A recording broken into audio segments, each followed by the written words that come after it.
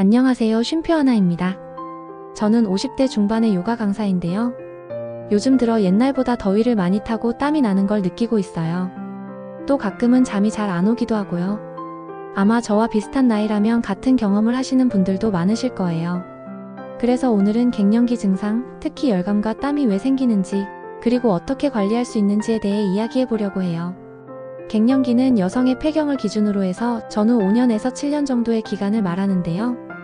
이 기간의 호르몬의 감소로 인해서 가슴 두근거림, 불면, 열감, 식은땀, 짜증, 우울증, 몸과 마음의 극심한 변화를 경험하게 됩니다. 갱년기는 난소 기능이 떨어지면서 여성 호르몬인 에스트로겐이 크게 감소하는 시기인데요. 에스트로겐은 단순히 생리와 임신만 조절하는 호르몬이 아니라 자율신경계의 균형을 유지해주는 중요한 역할을 해요. 그런데 갱년기 이후에는 이 에스트로겐이 부족해지면서 자율신경의 균형이 흔들리게 되는 거죠. 그럼 왜 열감과 땀이 생기는 걸까요? 에스트로겐이 줄어들면 우리 몸은 교감신경이 비정상적으로 과도하게 활성화하게 되는데요. 교감신경은 우리 몸에서 긴장, 흥분, 체온 상승을 일으키는 역할을 하는데 이게 과하게 작동하면서 체온이 갑자기 확 올라가게 됩니다. 특히 체온이 오를 때는 상체와 얼굴 쪽으로 열이 몰리면서 얼굴이 붉어지게 되는데요. 우리가 흔히 말하는 안면홍조가 생기게 되는 거죠. 그리고 몸은 이 열을 식히기 위해 땀샘을 열어서 땀을 내보내는데 이것이 바로 갱년기 때 흔히 경험하는 식은땀과 발한 증상입니다.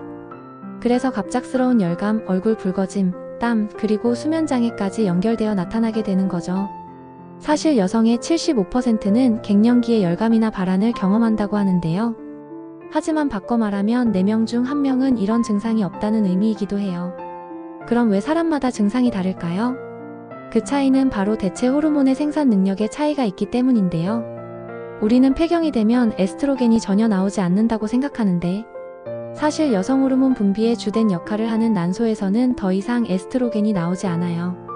하지만 우리 몸의 부신에서 소량의 에스트로겐을 대신 만들어낼 수 있답니다. 부신이 잘 작동해서 여성 호르몬이 잘 나오는 분들은 갱년기 증상이 거의 없거나 가볍게 지나가죠. 반대로 부신 기능이 떨어져서 여성 호르몬이 충분히 나오지 않는 분들은 에스트로겐 부족이 심해져 증상이 훨씬 심각하게 나타난다고 합니다. 그럼 병원에서는 어떻게 진단하고 치료할까요? 진단은 양방, 한방 모두 피검사와 설문으로 진행하고 그 결과를 바탕으로 양방은 호르몬 치료를, 한방은 기혈순환을 돕는 비호르몬 치료로 한다고 해요. 호르몬 치료는 부족한 에스트로겐을 합성해서 외부에서 공급해주는 방법으로 하는데요. 안면홍조와 발한 같은 증상을 금세 완화해주고 효과가 빠르지만 만약 약을 끊으면 다시 증상이 나타난다고 해요.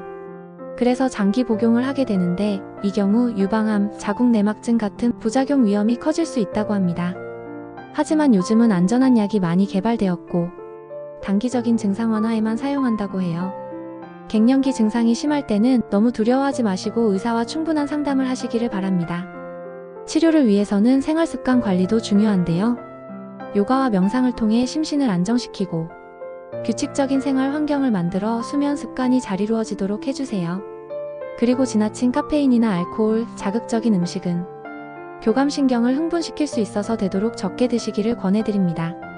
사실 대부분의 여성은 어느 정도의 시간이 지나면 열감과 발한이 점차 자연스럽게 줄어든다고 하는데요.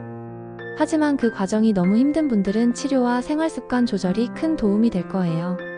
저는 감사하게도 요가를 꾸준히 해와서인지 갱년기 증상이 경미한데요. 그래도 예전보다 열이 쉽게 오르고 땀이 많아진 걸 느낍니다. 갱년기는 단순히 나이 듦이 아니라 호르몬 변화로 자율신경의 균형이 깨지면서 나타나는 자연스러운 현상이에요. 중요한 건 내 몸의 변화를 이해하고 적절한 방법으로 관리하는 거라고 생각해요. 갱년기를 두려워하기보다 새로운 균형을 찾아가는 시기로 받아들이시면 좋겠습니다. 쉼표 하나는 여러분의 건강을 응원합니다.